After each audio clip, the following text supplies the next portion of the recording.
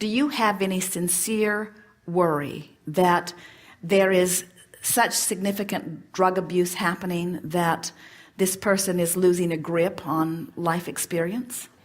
No, not at this point. But do you think that your fears are more about what you've heard? Yes. About what could happen, or Yes. about what you are witnessing happening? More the first, though, because my husband has had some abuse problems. I worry that I've been told that it's genetic, and so well, that wanting to feel good is genetic.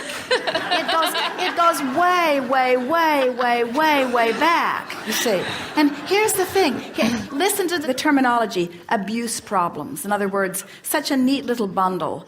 He has abuse problems. And can you feel all of the stuff that brings into Yes. that, you see? And so instead of saying, I'm worried about my son who is showing symptoms of drug abuse because he is the blood of someone else who had drug abuse problems. Instead, choose words that feel better to you. Say something more like, my son is wanting to feel better, and this is one of the paths that he is temporarily choosing. And while it is not the path that I would hope that he would choose, I certainly understand his desire to want to feel better. Can you feel how differently that feels? Yes, yes. And yet how accurate it still is? Yes, yes. The greatest problem with drugs is the illegality of them, which activates a pushing against of a system. And that pushing against is a vibration that actually calls some people to the drug itself. Now, here's what we mean by this. Every thought that has ever been thought still exists, and law of attraction brings the thoughts together in sort of rivers or streams. So there has always been the teenage rebellion pushing against the system, because there is always the next generation that is born with a different set of intentions and understandings that doesn't jive all that way. In other words, there is a vibrational generation gap that is happening constantly. So as this energy stream flows, this resistant stream, we would like to announce to all current parents and lawmakers that the rebellion that they felt when they are teenagers is the juice these kids are still running on. Yes. In other words, it's this feeling of wanting to be in control of my own life experience, and the belief that I can be before I've picked up so many things along my physical trail that sort of mute my sense of who I am. So this river or stream that's flowing has the same vibrational characteristics that it did when you contributed to it as a teenager, of pushing against the establishment, so to speak, pushing against those who want to control your life with rules, those who are attempting to thwart your freedom in whatever way that they're wanting to do it. It's a changing world, but it is the same vibrational essence.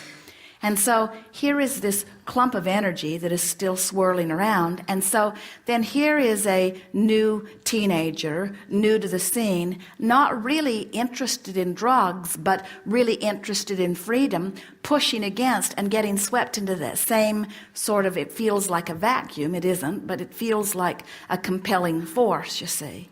And so what we are suggesting as a teacher or as a parent is that rather than trying to buck this current that you certainly understand and that they understand, why not just relax and allow them to let life experience help to shoot off the rockets of desires within them, and you stand far enough back, having stepped out of the fray of all of this, that you've reconnected with your knowledge that well-being exists, so that no matter what is happening, you are still holding this person as an object of attention from your place of centered and calculated well-being.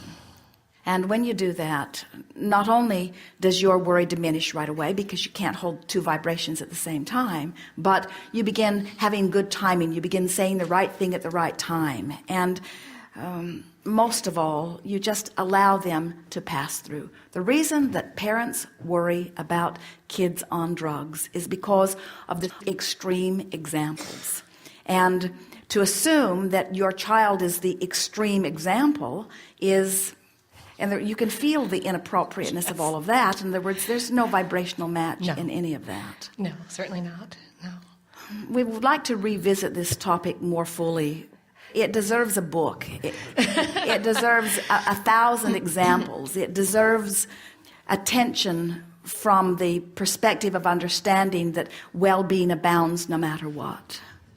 Most parents fall into that feeling of powerlessness. In other words, you've created these big monsters. There's drug abuse, and there's the drug scene, and there's the addiction problem, and you create all of these monsters and you put them all in the same place, and then you overreact to things that then justify the reason that they're standing in that place to begin with. So it's just a perpetuation of the same thing over and over again. We promise you that 99% of the drug problem as parents and society sees it today would be over in one day if every parent could say, do what you want, I really mean it. You are free to do what you want, I really mean it. Because it is a rebellion that is born out of a feeling of not being free.